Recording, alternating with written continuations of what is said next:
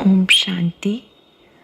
आज बाबा के 16 अक्टूबर 2020 के साकार मधुर महावाक्य है। आज का दिन विशेष शुक्रिया दिवस है। पल पल हम आत्माएं सर्वशक्तिवान बाबा का ज्ञान देने के लिए दिल से शुक्रिया करते हैं कि बाबा आपने हमें सत्य ज्ञान देकर, प्रैक्टिकल ज्ञान देकर जीना सिखाया।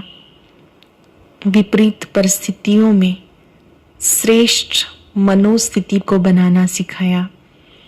इस संसार के अंदर हर एक का पार्ट अपना अपना है। हर एक के पार्ट को देखकर कहीं भी परेशान ना होना, ये सारी बातें इतने प्यार से हमें सिखाई। इसलिए बाबा आपका बहुत बहुत शुक्रिया। देखेंगे ये शुक्रिया का नाद दिल से स्वतः ही निकलता है या मेहनत लगती है। यदि हम बाबा के उपकारों को याद करेंगे तो दिल बार बार कहेगा, बाबा आपका बहुत बहुत शुक्रिया। कल हम सबने बहुत सुंदर अभ्यास किया कि मैं जागती ज्योत हूँ। जागती ज्योत बनकर पहले स्वयं की ज्योत को जगाना है, फिर विश्व की ज्योत को जगाना है। साथ साथ हमने बाबा से वायदा किया कि हम देह अभिमान के पुराने संस्कारों को समाप्त कर देंगे। कहीं पर भी सेवा में कोई आनाकानी नहीं करेंगे। कहीं पर भी रोना, रुष्ट होना, ये आसुरी संस्कार स्वयं में नहीं आने देंगे। एक और बड़ी अच्छी बात जो कल बाबा ने हम सबको समझाई, मुरली मिस करना माना अपसेंट होना। अब तो हम सब ने ऐसा रिकॉर्ड बनाना है, जब से हम बाबा के बने हमारी कोई भी मुरली मिस नहीं है, क्योंकि मुरली खजाना है जिससे हम सबको शुद्ध संकल्प मिलते हैं। आप सबने जरूर ऐसा अभ्यास किया होगा। और आज के बाबा के मधुर महावाक्यों में बाबा ने हम सबको बहुत सुंदर बात समझाई कि कौन सी बीमारी को हमें जड़ से समाप्त करना है। ध्यान से समझेंगे। ऐसी बीमारी जिसे जड़ से समाप्त करने की जरूरत है, ऐसी बीमारी जो बहुत सारी और बीमारियों को जन्म देती है, वो कौन सी बीमारी है? बाबा ने याद दिलाया, देह अभिमान की बीमारी। देह अभिमान वाला व्यक्ति छोटी छोटी बात में अपनी बात को ऊपर रखेगा, दूसरों की बात को कम समझेगा। देह अभिमान वाला व्यक्ति छोटी छोटी बात में रिएक्ट कर देगा, क्रोध करेगा। बाबा ने कहा ये जो देह अभिमान है, इसे समाप्त कर देने से आप बाबा की याद में रह सकेंगे। ये सूक्ष्म कमजोरी है जो आत्मा को कमजोर करती है। उसके लिए हमें दिन में अनेकों बार प्रैक्टिस करनी है। मैं देह से न्यारी शक्तिशाली आत्मा हूँ।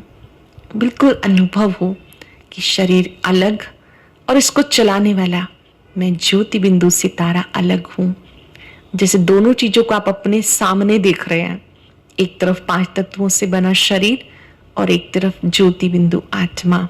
जैसे मैं आत्मा शरीर में प्रवेश करके इसे चला रही हूँ। मैं मूल वतन से अवतरित हुई हूँ।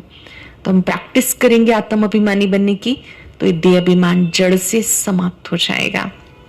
अब सुनते हैं बाबा के मधुर बोल। बाबा ने कहा, मीठे बच्चे, तुम्हें संगम पर सेवा करके गायन लायक बनना है। तुम्हें संगम पर सेवा करके गायन लायक बनना है। फिर भविष्य में पुरुषोत्तम बनने से तुम पूजा लायक बन जाएंगे। क्वेश्चन है, कौन सी बीमारी जड़ से समाप्त हो तब बाबा की दिल पर चढ़ेंगे? बाबा ने बताया, देह अभिमान की बीमारी। इस देह अभिमान के कारण सब विकारों ने महारोगी बनाया। ये देह अभिमान समाप्त हो जाए तो तुम बाबा की दिल पे चढ़ो। दूसरा, दिल पे चढ़ना है तो विशाल बुद्धि बनो। पहला तो देह अभिमान को समाप्त करो, दूसरा विशाल बुद्धि बनो। ज्ञान चिता पे बैठो, रूहानी सेवा में लग जाओ और वाणी चलाने के साथ साथ बाप को अच्छी रीति याद करो। जैसे हम दूसरों को समझाते हैं उसके साथ साथ बाबा को अच्छी रीति याद भी करो। गीता जाग सजनिया जाग, नवयुग आया रे। ओम शांति। मीठे मीठे रूहानी बच्चों ने गीत सुना। रूहानी बाप ने इस साधारण पुराने तन द्वारा मुख से कहा।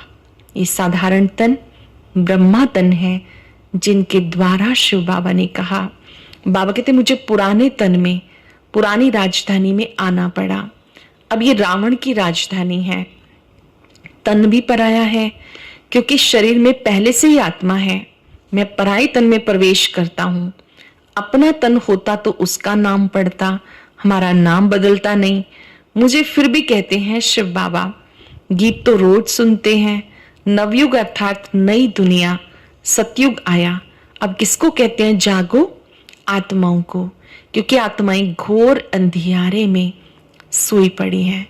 आत्माओं को जागने की बात बाबा कहते हैं क्योंकि सब आत्माएं घोर अंधियारे में सोई पड़ी हैं, कुछ भी समझ नहीं, बाप को ही नहीं जानते। अब बाप जगाने के लिए आए हैं। अब तुम बेहद के बाप को जानते हो।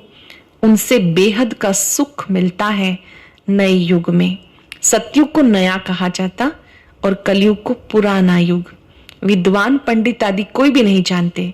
कोई से भी पूछो नया युग, फिर पुराना कैसे हो जाता है।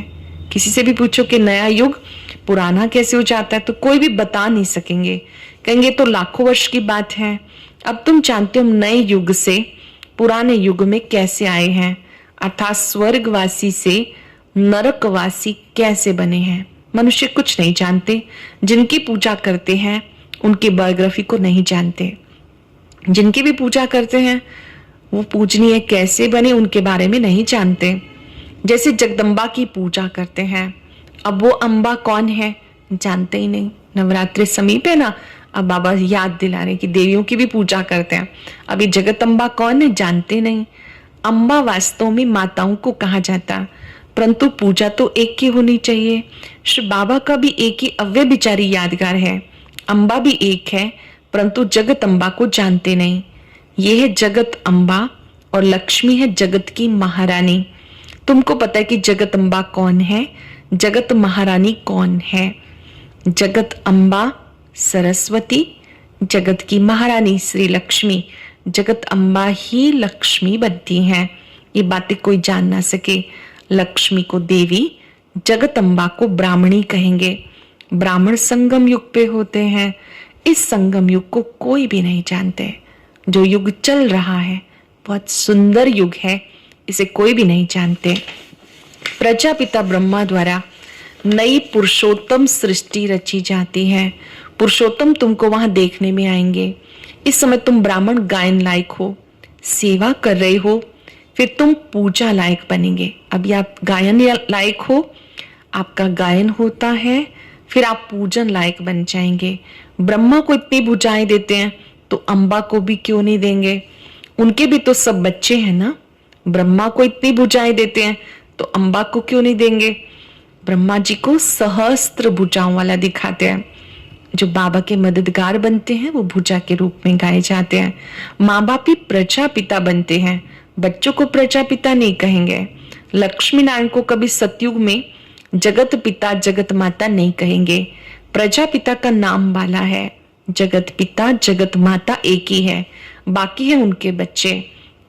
अजमेर में प्रजापिता ब्रह्मा के मंदिर में जाएंगे, कहेंगे बाबा, क्योंकि है ही प्रजापिता। ब्रह्मा बाबा प्रजापिता, प्रजा का पिता है। हद के पिताएं बच्चे पैदा करते हैं तो वो हद के प्रजापिता ठहरे। ये है बेहद का। शिव बाबा को सब आत्माओं का बेहद का बाप है। ये भी तुम बच्चों को कंट्रास्ट लिखना है। जगत अम्बा सरस्वती एक है। नाम कितने रख दिए, दुर्गा, काली, अम्बा और बाबा। उनके तुम सब बच्चे हो।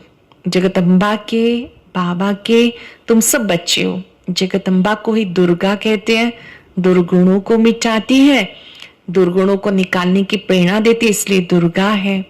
लक्ष्मी कहते हैं क्योंकि वो हम सबको सावकार बनाने वाली है, ज्ञान धन भी देने वाली है। दुर्गा, काली, अम्बा, ये है रचना। प्रजापिता ब्रह्मा की बेटी है सरस्वती, उनको अम्बा कहते हैं। बाकी हैं बच्चे और बच्चियां, हैं सब एडॉप्टेड। इतने सब बच्चे कहाँ से आ सकते हैं? ये सब है मुख वंशावली। हम सब ने ब्रह्मा मुख से ज्ञान सुना, उनके बच्चे बन गए, तो हम सब हैं ब्रह्मा मुख वंशावली। मुख से स्त्री को क्रिएट किया तो रचता हो गया। कहते ये मेरी है, मैंने इनसे बच्चे पैदा किए, ये सब है एडॉप्शन। निराकाश बाबा कहते ब्रह्मा के द्वारा मैंने तुम्हें अडॉप्ट किया, तो ब्रह्मा आपकी माता है। ये फिर है ईश्वरीय मुख द्वारा रचना। आत्माएं तो है ही, उनको अडॉप्ट नहीं किया जाता। बाबा कहते तुम आत्माएं सदैव मेरे बच्चे हो। ज्योति बिंदु आत्माएं शाश्वत है। शिव बाबा अमर आत्माओं का पिता है। तो बाबा कहते तुम तो मेरे बच्चे अनादि हो ही हो, लेकिन मैं ब्रह्मा मुख से तुम्हें एज ए ब्राह्मण अडॉप्ट करता हूं। फिर अभी मैं आकर प्रजापिता ब्रह्मा द्वारा बच्चों को अडॉप्ट करता हूं। बच्चों को नहीं अडॉप्ट करते, बच्चे और बच्चियों को करते हैं। बाबा कहते आत्माओं को नहीं, लेकिन बच्चे और बच्चियां, चाहे मेल हैं चाहे फीमेल हैं, बाबा ने सबको अडॉप्ट किया। आत्माएं तो अनादि हैं ही शिव बाबा की संतान। ये भी बड़ी सूक्ष्म समझने की बातें हैं। इन बातों को समझने से तुम ये लक्ष्मी नारायण बनते हो। कैसे बने ये हम समझा सकते हैं। क्या ऐसे कर्म किए जो ये विश्व के मालिक बने? तुम प्रदर्शनी आदि में भी पूछ सकते हो। तुम्हें मालूम है इन्होंने स्वर्ग की राजधानी कैसे ली? श्री लक्ष्मी नारायण ने राजभाग कैसे लिया? तुम्हारे में भी यथार्थ रीति हर कोई नहीं समझा सकते। जिनमें दैवी गुण होंगे वो रूहानी सेवा में लगे हुए होंगे, वो समझा सकते हैं। जिनमें दैवी गुण है वो दूसरों को समझा सकते हैं। बाकी तो माया की बीमारी में फंसे रहते हैं। अनेक प्रकार के रोग हैं, देहाभिमान का भी रोग है। इन विकारों ने तुम्हें रोगी बना दिया। इन विकारों ने रोगी बना दिया। बाबा कहते मैं तुम्हें पवित्र देवता बनाता हूं। तुम सर्वगुण संपन्न, 16 कला संपूर्ण पवित्र थे, अभी पतित बन गए। बेहद का बाप ऐसा कहेंगे, इसमें निंदा की कोई बात नहीं। बाबा कहते तुम सर्वगुण संपन्न थे, संपूर्ण निर्विकारी थे, अभी पतित बन गए। बेहद का बाप ही समझाते, इसमें निंदा की बात नहीं, ये समझाने की बात है। भारतवासियों को बेहद का बाप कहते। मैं यहाँ भारत में आता हूँ। भारत की महिमा अपरंपार है। यहाँ की मैं नर्क को स्वर्ग बनाता हूँ, सबको शांति देते हैं। ऐसे बाबा की भी महिमा अपरंपार, भारत की भी महिमा है, बाप की भी महिमा है। बाप की भी महिमा का अपरंपार नहीं। बाबा की महिमा क्या है आज लिखेंगे सब बैठकर। मेरे बाबा शांति के सागर हैं, मेरे बाबा प्यार के सागर हैं, मेरे बाबा सुख के सागर हैं, मेरे बाबा आनंद के सागर हैं। बाबा की महिमा करते जाएंगे और मगन हो जाएंगे बाबा के प्यार में। जगदम्बा और उनकी महिमा को कोई भी नहीं जानते। इसका भी कंट्रास्ट तुम बता सकते हो। जगदम्बा की बायोग्राफी या लक्ष्मी की बायोग्राफी, वही जगदम्बा लक्ष्मी बनती है। फिर लक्ष्मी 184 जन्म के बाद जगदम्बा होगी। चित्र भी अलग अलग रखने चाहिए। दिखाते हैं लक्ष्मी को कलश मिला, परंतु लक्ष्मी फिर संगम पर कहां से आई? वो तो सतयुग में हुई। ये बातें बाबा समझाते हैं। चित्र बनाने के लिए जो मुकर्रर हैं उनको विचार सागर मंथन करना चाहिए, तो फिर समझाना सहज होगा। चित्रों पर ज्ञान देना सहज होता है। जगदम्बा ही लक्ष्मी बनती है। तो बाबा पूछ रहे हैं कि लक्ष्मी संगम पर होती है कि सतयुग में होती है? हमें समझना है जगदम्बा ही लक्ष्मी बनती है, सतयुग में होती है। इतनी विशाल बुद्धि चाहिए तब दिल पे चढ़ो। जब बाबा को अच्छी रीति याद करेंगे, ज्ञान चिता पर बैठेंगे, तब दिल पर चढ़ेंगे। बाबा को अच्छी रीति याद करेंगे, ज्ञान चिता पर बैठेंगे, तब दिल पर चढ़ेंगे। ऐसे नहीं जो बहुत अच्छा वाणी चलाते हैं वो दिल पे चढ़ते हैं, नहीं। बाबा कहते दिल पर अंत में चढ़ेंगे, नंबरवार पुरुषार्थ अनुसार, जब देहाभिमान खत्म हो जाएगा। ध्यान देंगे बाबा की बात पर। जिनमें देहाभिमान नहीं है वही बाबा की दिल पे चढ़ते हैं। बाबा ने समझाया ब्रह्म ज्ञानी ब्रह्म में लीन होने की मेहनत करते हैं, परंतु ऐसे कोई लीन हो नहीं सकता। बाकी मेहनत करते हैं, उत्तम पद पाते, ऐसे ऐसे महात्मा बनते जो उनके प्लेटिनम में वजन करते हैं। क्योंकि ब्रह्म में लीन होने की मेहनत तो करते हैं ना, तो मेहनत का फल मिलता। बाकी मुक्ति, जीवन मुक्ति नहीं मिल सकती। तुम बच्चे जानते हो भी, पुरानी दुनिया गई की गई। इतने बॉम्ब्स बनाए, रखने के लिए थोड़े ही बनाए हैं। जानते हो पुरानी दुनिया के विनाश के लिए बॉम्ब्स काम आएंगे। अनेक प्रकार के बॉम्ब्स हैं। बाप ज्ञान और योग सिखाते हैं, फिर राज राजेश्वर डबल सिरताज देवी देवता बनेंगे। ये कोई शास्त्रों में नहीं है, ये है गीता का युग। महाभारत लड़ाई भी बरोबर हुई थी। राजयोग एक को सिखाया होगा क्या? मनुष्यों की बुद्धि में फिर अर्जुन और श्री कृष्ण ही हैं। यहाँ तो ढेर पड़ते हैं, बैठे देखो कितने साधारण हैं। राजयोग कोई एक को नहीं, हम सबको बाबा सिखाते हैं। राजयोग निराकार परमात्मा ने सिखाया। जो ओटे सो अर्जुन, हम सब आत्माएं अर्जुन हैं क्योंकि अर्जित कर रही हैं। छोटे बच्चे अलफ बे पढ़ते हैं ना, तुम बैठे हो, तुम्हें अलफ बे पढ़ा रहे हैं। अलफ और बे ये है वर्षा। बाबा कहते हैं मुझे याद करो तो तुम विश्व के मालिक बन जाएंगे। बाबा को याद करने से विश्व के मालिक बन जाएंगे। कोई भी आसुरी काम नहीं करना, दैवी गुण धारण करने हैं। कभी कभी ना हम आसुरी काम कर देते हैं। क्या होते हैं आसुरी काम? लड़ना, झगड़ना, रिएक्ट करना, दूसरे की बात काटना, क्रोध में आना। बाबा कहते हैं आसुरी काम नहीं करने। देखना है हमारे में कोई अवगुण तो नहीं। मुझ निर्गुण हारे में कोई गुण नहीं। अभी निर्गुण आश्रम भी है लेकिन अर्थ कुछ नहीं। निर्गुण अर्थात मेरे में कोई गुण नहीं। अब गुणवान बनना है। ये गुणवान बनाना ये तो बाप का ही काम है। बाप के टाइटल की टोपी अपने ऊपर रख दी। बाबा कितनी बातें समझाते हैं, डायरेक्शन देते हैं। बाबा कहते कि आप बच्चों को संगम पर गुणवान बनना है। बाप की टाइटल की टोपी अपने ऊपर रख ली। बाबा समझाते, डायरेक्शन देते। जगत अम्बा और लक्ष्मी का कंट्रास्ट बनाओ। दोनों का बाबा कहते अंतर सबको समझाओ कि जगत अम्बा यही लक्ष्मी बनती है। ब्रह्मा सरस्वती संगम के, लक्ष्मी नारायण ये सतयुग के। ये चित्र है समझाने के लिए। सरस्वती ब्रह्मा की बेटी है। पढ़ते हैं मनुष्य से देवता बनने के लिए। अब तुम ब्राह्मण हो। सतयुगी देवता भी मनुष्य ही हैं, परंतु उनको देवता कहते। मनुष्य कहने से जैसे उनकी इंसल्ट हो जाती, इसलिए देवी देवता व भगवान भगवती कह देते। अगर राजा रानी को भगवान भगवती कहें तो फिर प्रजा को भी कहना पड़े, इसलिए देवी देवता कहा जाता। त्रिमूर्ति का चित्र भी है। सतयुग में इतने थोड़े मनुष्य, कलयुग में इतने बहुत मनुष्य, कैसे समझाएं? इसके लिए गोला जरूर चाहिए। प्रदर्शनी में इतने सबको बुलाते हैं।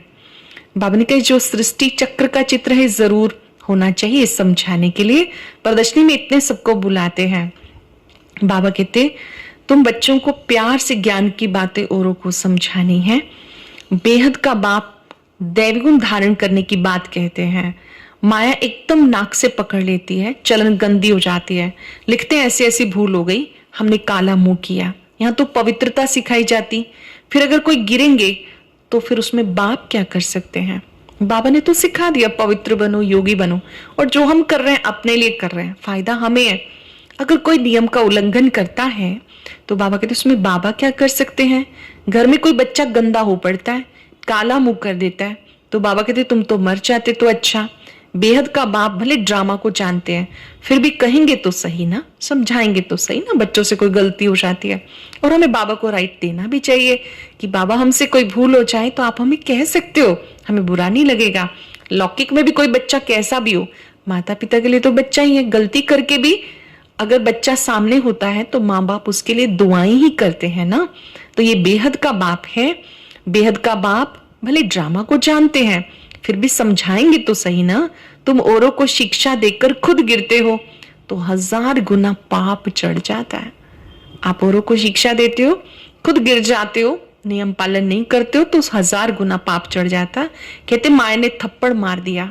माया ऐसा गुस्सा मारती है एकदम अकल गुम कर देती है। बाबा समझाते रहते हैं आंखें बड़ी धोखेबाज है, कभी कोई विकर्म नहीं करना। आंखें भी धोखेबाज हैं, कभी कोई विकर्म नहीं करना। तूफान बहुत आएंगे क्योंकि तुम युद्ध के मैदान में हो, पता भी नहीं पड़ता क्या होगा। माया झट थप्पड़ लगा देती। अब तुम कितने समझदार बनते हो। आत्मा ही समझदार बनती है ना, आत्मा ही बेसमझती।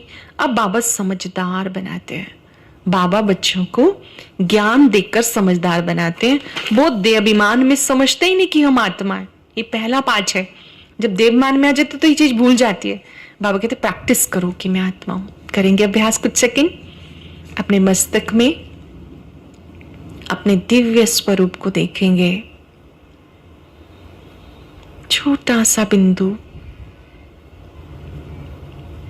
जिससे दिव्य प्रकाश चारों ओर फैल रहा है। मैं प्रकाश हूं, लाइट हूं। देह से न्यारी अवस्था का अनुभव करें। बाबा ने कहा यह अभ्यास तुम बच्चों को बार बार करना है। बाबा आत्माओं को पढ़ाते हैं, हम आत्मा इन कानों से सुन रही हैं। बाबा कहते कोई भी विकार की बात इन कानों से नहीं सुनो। बाबा तुम्हें विश्व का मालिक बनाते हैं। मंजिल बहुत बड़ी है। मौत जब नजदीक आएगा फिर तुम्हें डर लगेगा। मनुष्यों को मरते समय मित्र संबंधी आदि कहते हैं ना, भगवान को याद करो, या कोई अपने गुरु आदि को याद करेंगे। देहधारी को याद करना सिखाते हैं। बाबा कहते माम एकम याद करो। ये तुम बच्चों की बुद्धि में है। बाबा ने कहा तुम बच्चों को बुद्धि से बाबा को याद करना है। बाबा फरमान करते हैं माम एकम याद करो। देहधारी को याद नहीं करना। माँ बाप भी देहधारी हैं। मैं तो विचित्र हूं, विदेही हूं। मैं तुम्हें ज्ञान देता हूं। शिव बाबा को याद करना है। फॉलो ब्रह्मा बाबा को, जगदम्बा माँ को करना है। याद किसको करना है? जो विचित्र है, विदेही है, निराकार है। तुम अब ज्ञान और योग सीखते हो। कहते हो ज्ञान सागर बाप हमें ज्ञान सिखा रहे हैं राज राजेश्वरी बनने के लिए। ज्ञान सागर ज्ञान भी सिखाते हैं, राजयोग भी सिखाते हैं। बाबा हम सबको ज्ञान भी दे रहे हैं। बाबा की मुरली से सत्य गीता ज्ञान मिल रहा है और इसी में बाबा हमें योग करना भी सिखाते हैं। जैसे अपने को आत्मा समझ बाबा से शक्तियां लेनी है, बाबा के गुणों का चिंतन करना है, बाबा की याद से अपने को शक्तिशाली बनाना है। अच्छा, मीठे मीठे सिक्के लदे बच्चों प्रति माता पिता बाप दादा का याद प्यार, गुड मॉर्निंग। रूहानी बाप की रूहानी बच्चों को नमस्ते। रूहानी बच्चों की रूहानी बाप दादा को नमस्ते, गुड मॉर्निंग। शुक्रिया बाबा, शुक्रिया। धारणा के लिए मुख्य सार। पहली पॉइंट, समझदार बन। माया के तूफानों से कभी हार नहीं खाना है। आंखें धोखा देती हैं, इसलिए अपनी संभाल करनी है। कोई भी विकारी बातें इन कानों से नहीं सुननी है। दूसरी पॉइंट, अपने दिल से पूछना है कि हम कितनों को आप समान बनाते हैं। मास्टर पतित पावनी बन सबको पावन राज राजेश्वर बनाने की सेवा कर रहे हैं। हमारे में कोई अवगुण तो नहीं है। दैवी गुण कहाँ तक धारण किए हैं। वरदान, सभी को ठिकाना देने वाले रहम दिल बाप के बच्चे रहम दिल भव। सभी को ठिकाना देने वाले रहम दिल बाप के बच्चे रहम दिल भव। रहम दिल बाप के रहम दिल बच्चे किसी को भी भिखारी के रूप में देखेंगे तो उन्हें रहम आएगा कि इस आत्मा को भी ठिकाना मिल जाए, इसका भी कल्याण हो जाए। उनके संपर्क में जो भी आएगा उसे बाप का परिचय जरूर देंगे। जैसे कोई घर में आता है तो पहले उसे पानी पूछा जाता है, ऐसे ही चला जाए तो बुरा समझते हैं। ऐसे जो भी संपर्क में आता है उसे बाप के परिचय का पानी जरूर पूछो। अर्थात दाता के बच्चे दाता बनकर कुछ न कुछ दो ताकि उसे भी ठिकाना मिल जाए। स्लोगन, यथार्थ वैराग्य वृत्ति का सहज अर्थ है जितना न्यारा उतना प्यारा। यथार्थ वैराग्य वृत्ति का सहज अर्थ है जितना न्यारा उतना प्यारा। ओम शांति। आज एक बहुत अच्छी मोटिवेशनल स्टोरी भी अपलोड की गई है, आप इसे ज़रूर देखें।